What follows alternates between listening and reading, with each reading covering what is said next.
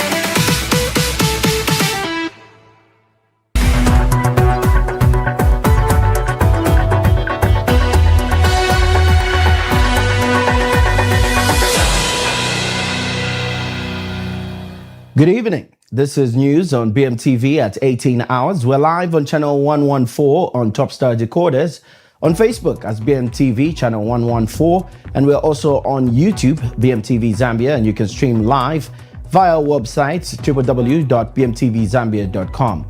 Let's take a look at the top stories in the news. Government to scale up FSP wetlands component to boost year-round food production. Zambia secures $1.5 billion energy investment deal with CMEC Group. Nkana MP calls for Luangeni's seat to be declared vacant. And in international news, Israel and Lebanon agreed to launch direct negotiations. And in sports, Brazil thrash Copper Queens 6-1 in international clash. To present the news in detail, my name is Temwani Nkata. Government has reaffirmed its commitment to increasing the number of beneficiaries under the Food Security Pact (FSP) wetlands component as part of efforts to strengthen national food security. Minister of Community Development and Social Services, Ms. Doreen Mwamba, made the remarks during an official tour of the United Capital Fertilizer Company in Lusaka. The visit was undertaken to appreciate ongoing investments, assess production capacity, and underscore the role of the private sector in supporting Zambia's agricultural transformation agenda, particularly in line with the government's focus on wetland utilization and food security. More details from this clip. This ministry is going to be one of the largest producers of rice in the country. Maybe 2 or 3 years from today, we are going to rely on the wetlands that we have.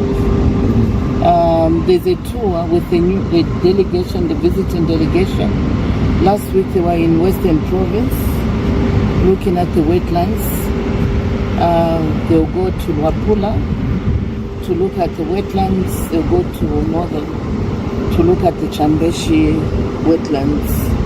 And from there, this ministry will be able to grow rice at a large scale and export. So it is our vision. Fertilizer and seed. Now the supply is a bit small. It's only 120 metric tons. But going forward, the ministry will be catering for a very large number. Why so? We want to come out of... The Zambia Development Agency, ZDA, in collaboration with the Zambian Embassy in Beijing, has successfully secured a landmark investment commitment in the energy sector, valued at approximately $1.5 billion. The investment by China Machinery Engineering Corporation, CMEC Group, will see the development of a diversified 900 megawatt power portfolio in Zambia. The project will comprise three components: a 300 megawatts coal-fired thermal power plant, a 300 megawatt solar plant facility, and a 300 megawatts wind power plant. ZDA Director General Albert Haluampa said the investment aligns with Zambia's ambitious vision to scale up electricity generation to 10,000 megawatts by 2031. Meanwhile, Zambia's ambassador to China in Beijing, Ivan Zulu, welcomed the development, emphasizing the importance of deepening economic cooperation between Zambia and China. More details from this clip. Apologies for that. We seem to have a technical problem with the clip. Otherwise, the news continues. Nkana Member of Parliament, Binwa Mpundu, has formally petitioned the Speaker of the National Assembly of Zambia to declare the Lwangeni parliamentary seat vacant. This follows the decision by Lwangeni Member of Parliament Moses Moyo to join the ruling United Party for National Development. Mpundu argues that the move constitutes crossing the floor, which under Zambia's constitutional provisions may warrant the seat being declared vacant. He has since urged the Speaker to take action in line with the law. The matter now awaits determination by the Speaker. More details from this report. One of our solemn duties as members of Parliament is to protect and defend the Constitution. I, in particular, when I came to Parliament, I saw that before that table.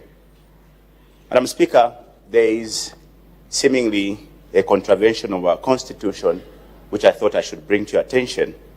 Now, by Article 72(2) of our Constitution, the Constitution instructs that the office of a Member of Parliament becomes vacant if, in G, one Member of Parliament having been elected to the National Assembly as an independent candidate joins a political party. Madam Speaker, one of our Members of Parliament decided over the weekend to join the ruling party, the area Member of Parliament for Lwangeni. Madam Speaker, will this House be in order not to declare this seat vacant as instructed by the Constitution? Because failure to do that, this particular Member of Parliament will continue to enjoy privileges only supposed to be enjoyed by Members of Parliament that are defined so by the Constitution. I wish to place it to you, Madam Speaker. Failure to do that will cause irreparable damage to the repute of this House. I seek your indulgence, Madam Speaker. One of our solemn duties as members of Parliament is to protect and defend the Constitution. I, in particular, when I came to Parliament, I saw that before that table. Madam Speaker, there is seemingly a contravention of our Constitution, which I thought I should bring to your attention. Now, by Article 72(2) of our Constitution, allegations surrounding the recruitment of 4,000 police officers have sparked public concern, with the opposition and ruling party exchanging sharp accusations over transparency and procedure. United Party for National Development Deputy National Youth Chairman Trevor Mwinde shares his concern over the escalating matter. Sontua Morris Sinkala brings us the details in the following report. The question that we ask to President Hakainde Hichilema, what specific instructions are you giving to these people that have been secretly recruited? Public debates have intensified following claims by Tonse Alliance President Brian Mundubile that police recruits are already undergoing training at Lilai before the official announcement of the exercise. The allegations have raised questions among citizens, with some expressing concerns over the credibility and fairness of the recruitment process. How will the grandson or granddaughter of Nakulumutin Tapankasa ever get employed? President Hakainde Hichilema should be reminded that some of those youths are qualified and yet they're orphans. They have no one to speak for them. They're not connected to anybody in government. When will they ever get a chance to get employed in public service? However, UPND Deputy National Youth Chairman Trevor Mwinde has dismissed the claims as baseless, describing them as falsehoods that should not be entertained by the public. Somebody is trying to use a letter which is a fake letter dated 11th of February 2026.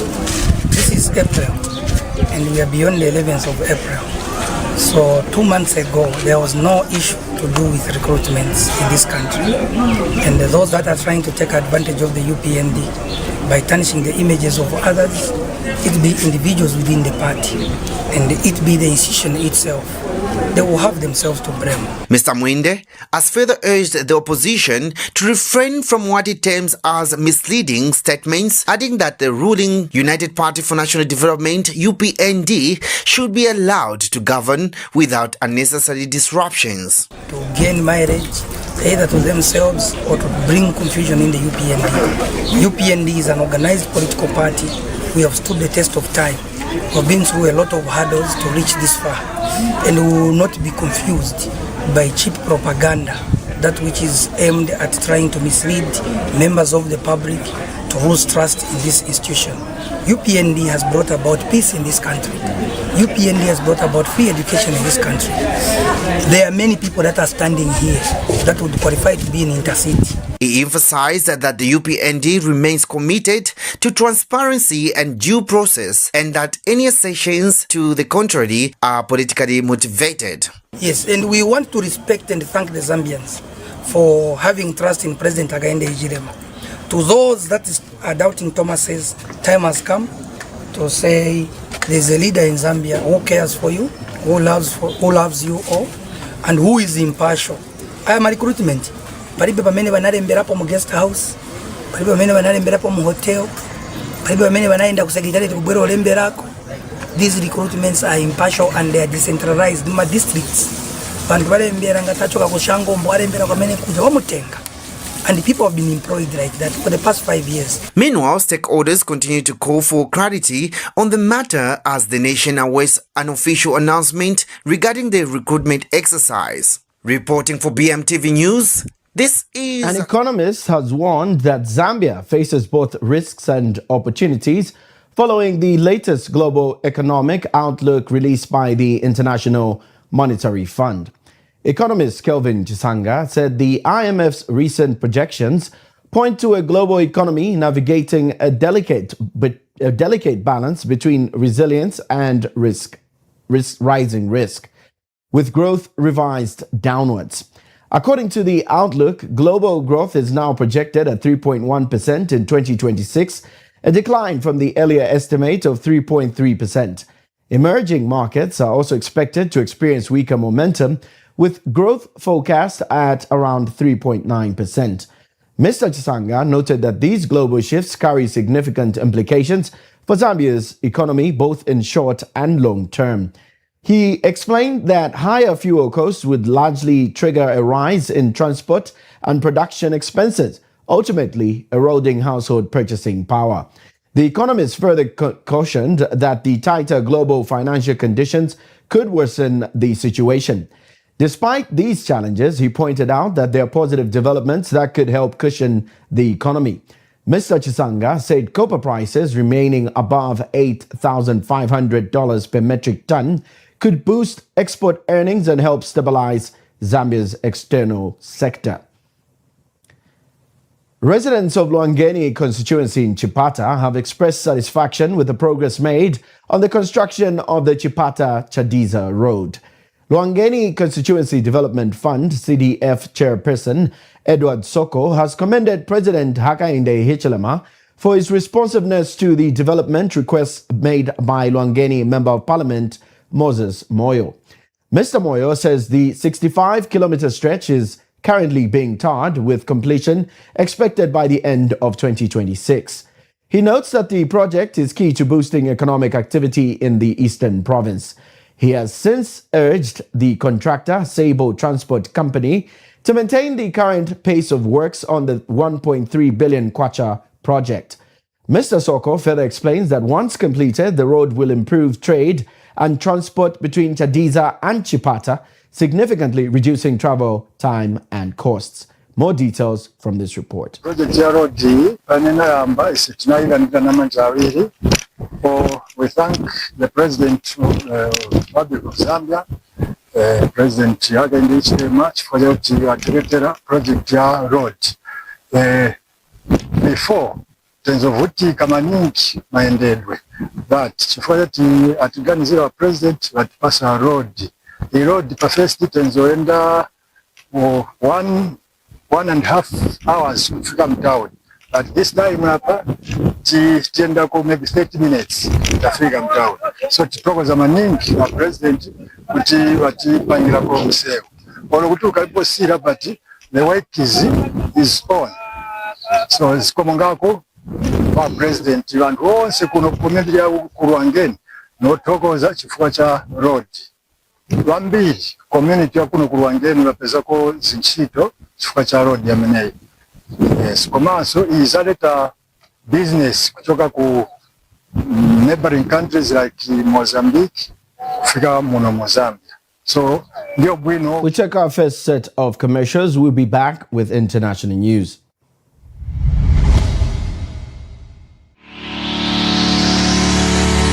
Event matters because you matter most.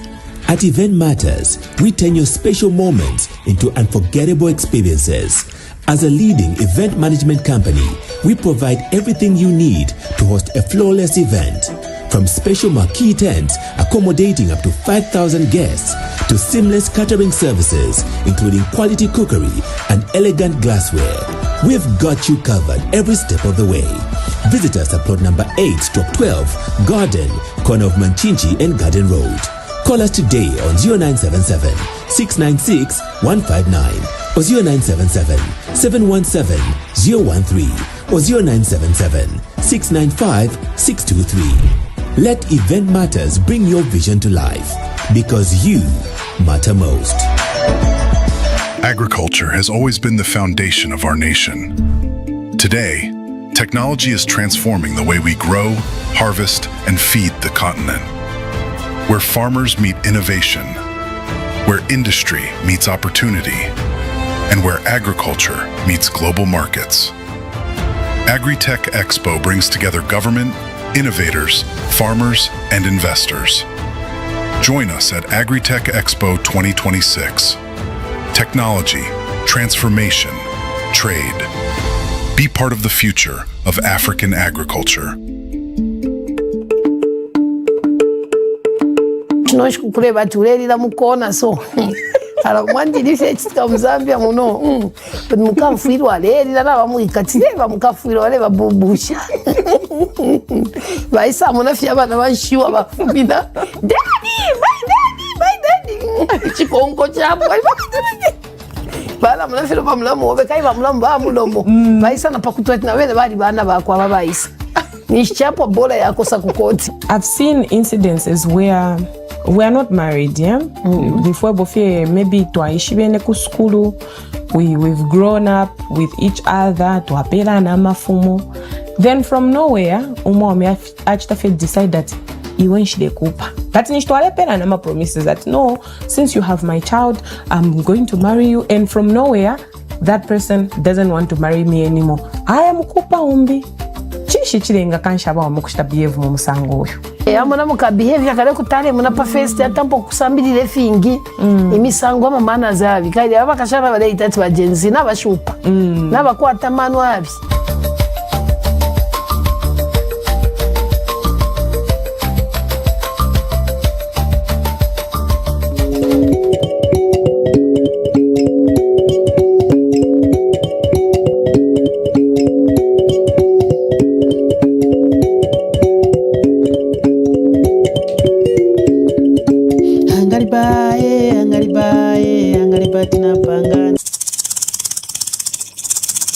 Ndabona yologo peyemene minyanga ituba wahuluma munyamai wahuluma mulaho wahuluma munyama. So sometimes when I'm doing now wahuluma munyamai wahuluma mulaho wahuluma munyama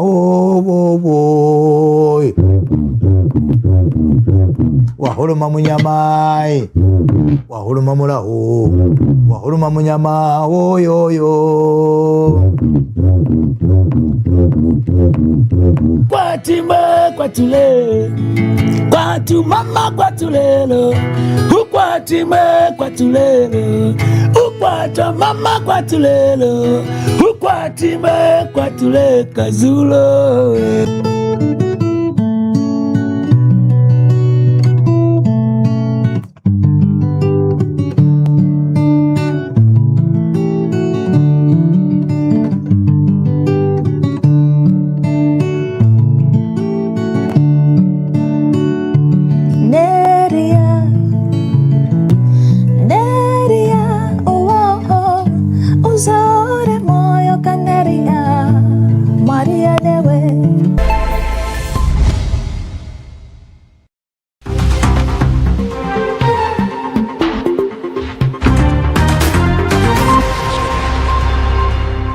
Welcome back. Thank you for staying with us. And now for international news. Israel and Lebanon have agreed to launch direct negotiations after wrapping up talks in Washington on Tuesday, which U.S. Secretary of State Marco Rubio described as a historic opportunity for peace.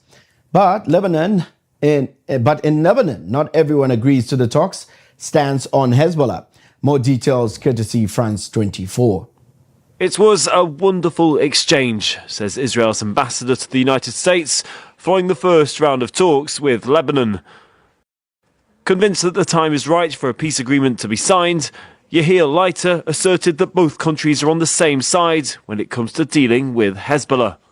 What gives me hope is the fact that the Lebanese government made it very clear that they will no longer be occupied by Hezbollah. And Iran has been weakened.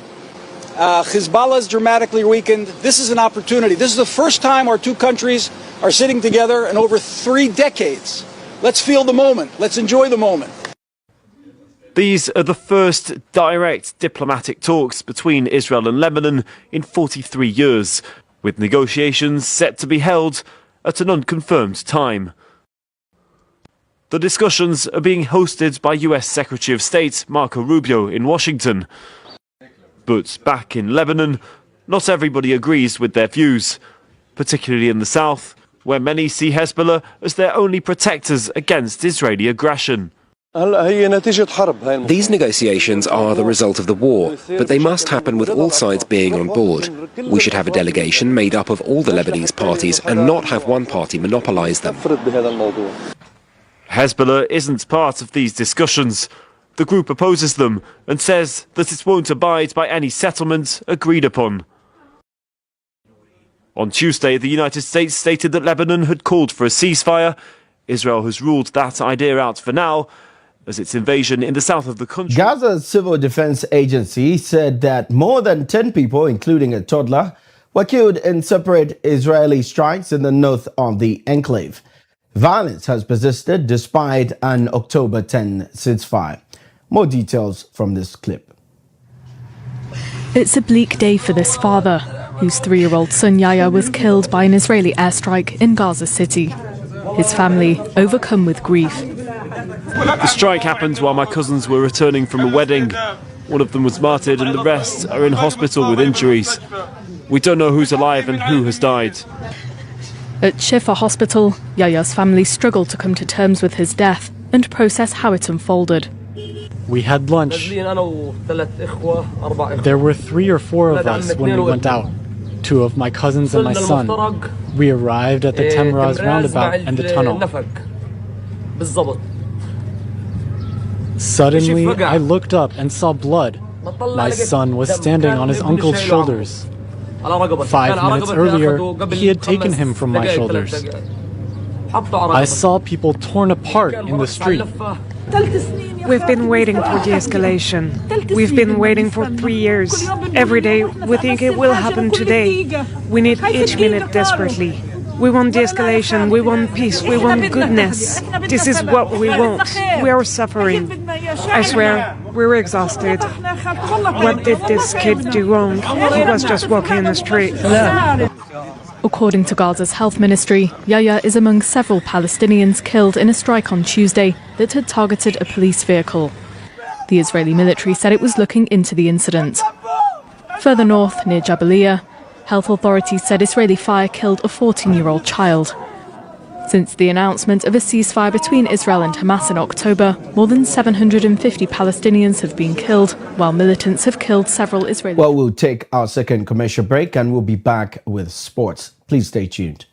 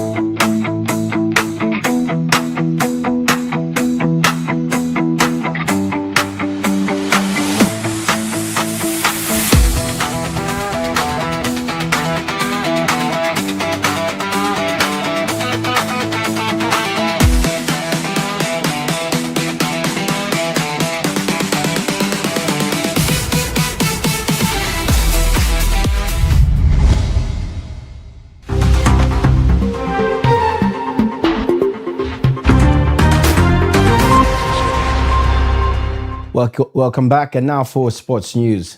The Zambia women's national football team suffered a heavy 6-1 defeat to Brazil's national football team in their latest international fixture.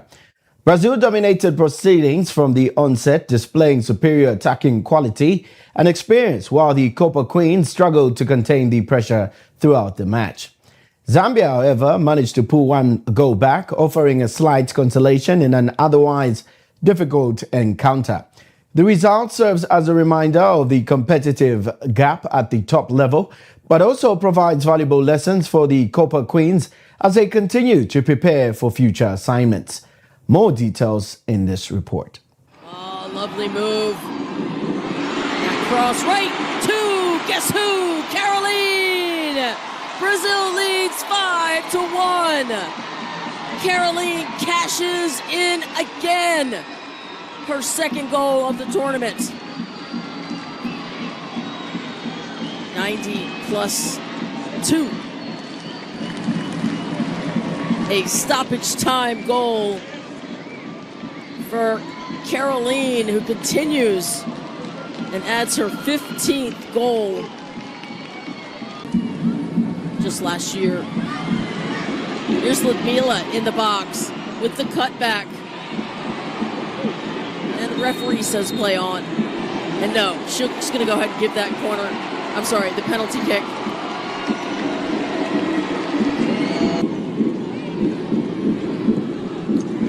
Callow makes it 6-1. All smiles for Brazil in front of the home crowd. What a performance. Victoria Callow cashes in. 3 months after the chaotic 2025 Africa Cup of Nations final, the Moroccan legal system has issued its verdict. A court in the country, the Rabat Court of Appeal, has upheld the prison sentences of 18 Senegalese football fans charged over a pitch invasion during the event. The prosecution had urged harsher penalties, but the judges decided to uphold the initial sentences handed down. 9 of the defendants will face 1 year in prison, while the other 9 will save time behind bars ranging from 3 to 6 months. These sentences are accompanied by fines ranging from 90 to 460 euros. More details from the following clip. 3 months after the chaotic 2025 Africa Cup of Nations final, the Moroccan legal system has issued its verdict. A court in the country has upheld the prison sentences of 18 Senegalese football fans charged over a pitch invasion during the event. The prosecution had urged harsher penalties, but the judges decided to uphold the initial sentences handed down. 9 will face 1 year in prison, while the other 9 will serve time behind bars ranging from 3 to 6 months. These sentences are accompanied by fines ranging from 90 to 460 euros.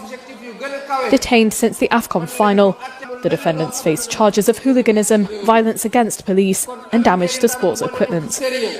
Charges they rejected during their hearing. They argued they descended onto the pitch in order to escape from crowd movements and projectiles being launched in the stands. And that's all we had for you in the news. But before we go, let's have a recap of the headlines. Government to scale up FSP wetlands component to boost year-round food production. Zambia secures $1.5 billion energy investment deal with CMEC Group, and Nkana MP calls for Luangeni's seat to be declared vacant. In international news, Israel and Lebanon agreed to launch direct negotiations, while in sports, Brazil thrashed Copa Queens 6-1 in international clash. On behalf of the entire production team, Douglas Banda on camera 1, Aldrich Kampamba on transmission, Jackson Tembo on camera 2, and our social media handler, Innocent Mwila, as well as our reporters, Sontra Morris Sinkala and Ruth Musakawantu. Thank you for watching. Do catch us for the next bulletin tomorrow.